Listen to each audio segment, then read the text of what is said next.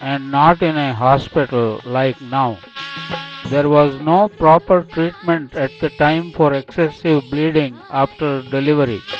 A pituitary hormone was found useful to control bleeding if it was due to poor contraction of the uterus. The use of pituitrin had started in advanced countries but not in India in 1923 when Bhavani died. Blood transfusion as a treatment was also not in vogue like now. Surgical removal of the uterus as an emergency has also become more common at present. Thus, in 1923, at the age of 6, Vasudev lost his mother, but he got one more younger sibling, a younger sister. Also, from then on, Vasudev and two of his younger siblings were under the care of their maternal grandmother. When the baby was about 6 months of age, the maternal grandmother wanted to go to Mangalore for a change. She left for Mangalore along with the three children. Later, Vasudev was sent to live with his paternal grandfather at Uppinangadi.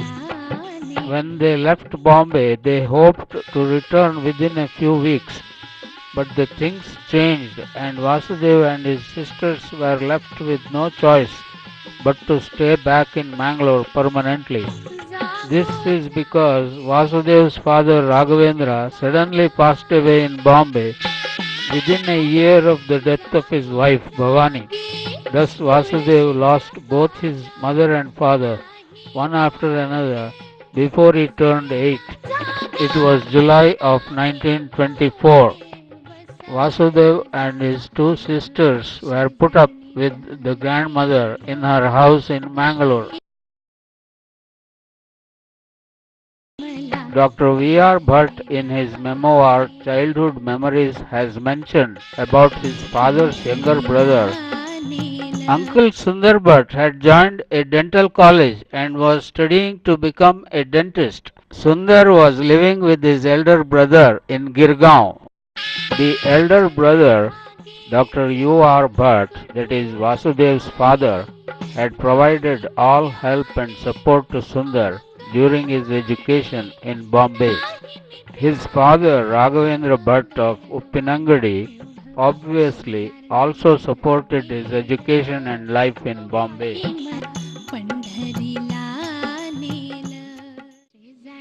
The maternal grandmother was very fond of her deceased daughter Bhavani. Bhavani was her only child. Bhavani's mother, that is Vasudev's maternal grandmother, was widowed early as her husband had died even when Bhavani was just an infant. She had raised Bhavani all by herself. She was nameless owing to her widowhood, and everyone called her Odema. Hers was a selfless, noble service in looking after her daughter's orphaned children.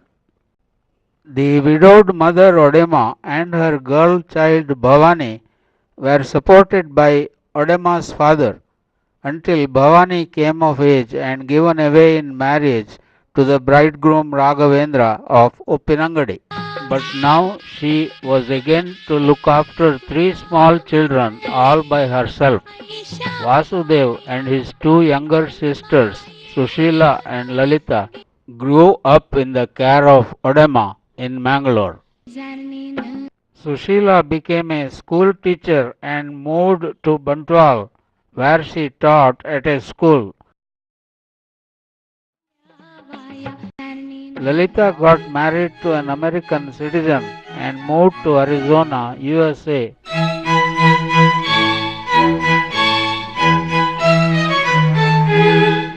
Vasudev was admitted to the Canara Elementary School for Boys and continued his education in the Canara High School in Mangalore.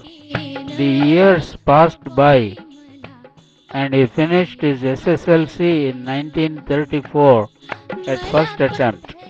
He joined the Government Arts College of Mangalore for his first year arts class and he finished his intermediate arts with good marks. He got a seat in the MBBS class in the Madras Medical College located in Chennai in the year 1937. He completed his MBBS course in 1942.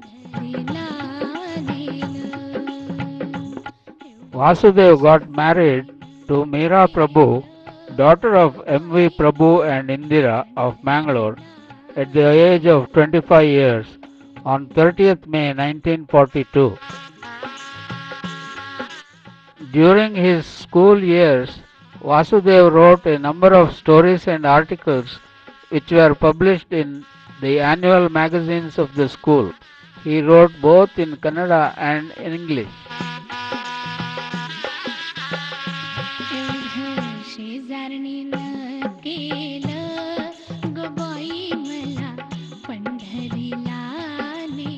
His articles were published in periodicals also, like in Naguvananda of July 1935 and in Udaya Bharat, another Kannada magazine.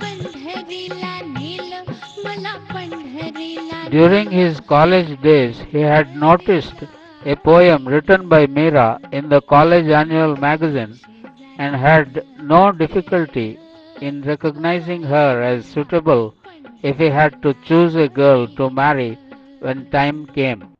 And lo and behold, the time to marry did come soon, and they became man and wife on the 30th May 1942.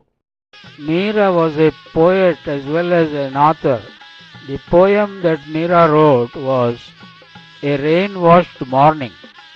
It was written as a class exercise in English composition. It was the only poem so handed in. As blushed the claret in the glass, so blushed the dewy dawn afar, and treading on the rain-washed grass, methought each drop of rain a star. It scintillated like a gem on nature's fresh and smiling face, a quivering on each leaf and stem with such a light angelic grace.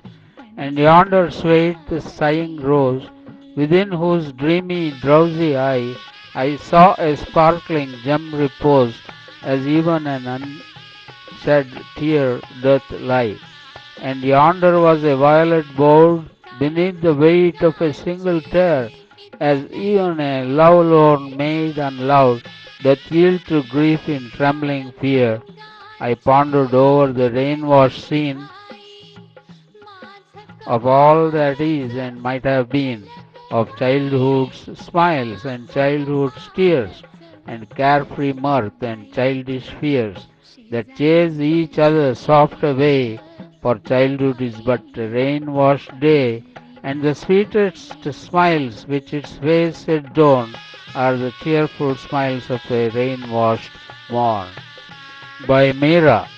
Another poem that Meera wrote was The Sculptor's Soliloquy.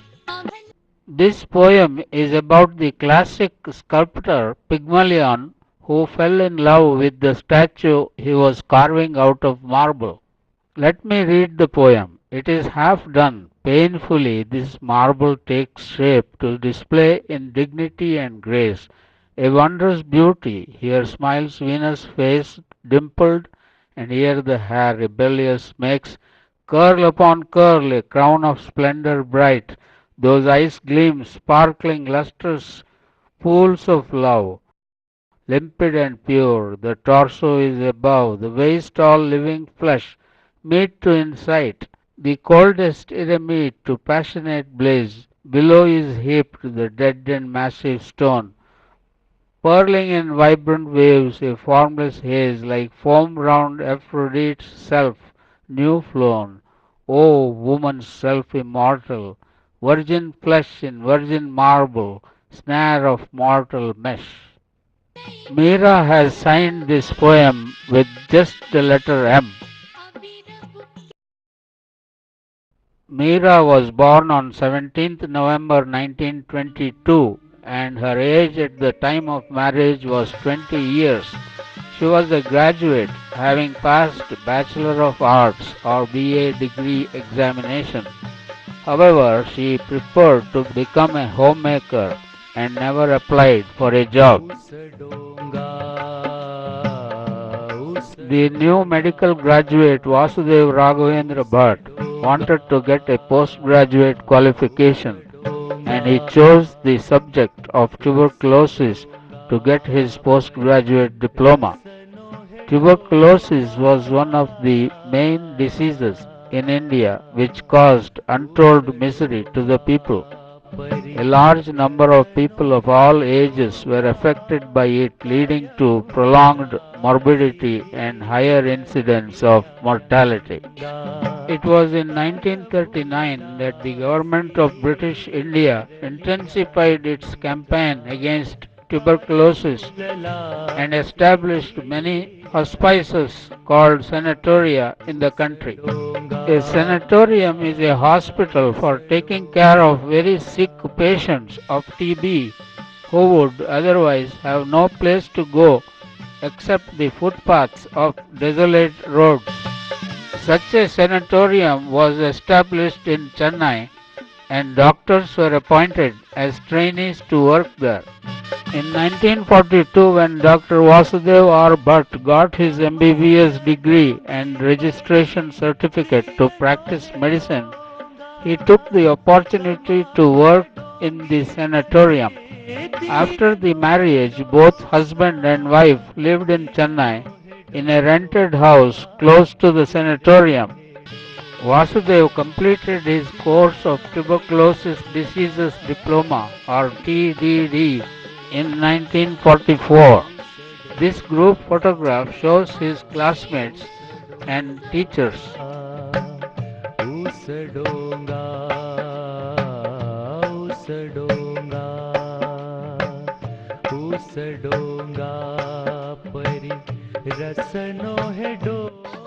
Another photograph shows him being felicitated along with other new doctors by the SGS Society of Chennai in 1945.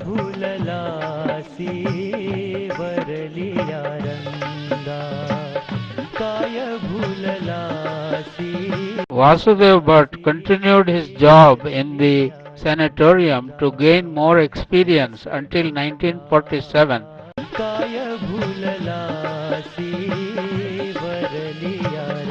and then moved to Mangalore to begin his practice. He opened his clinic on 17th August 1947, just 2 days after India gained independence from the British rule. He returned to the same house that belonged to his maternal grandmother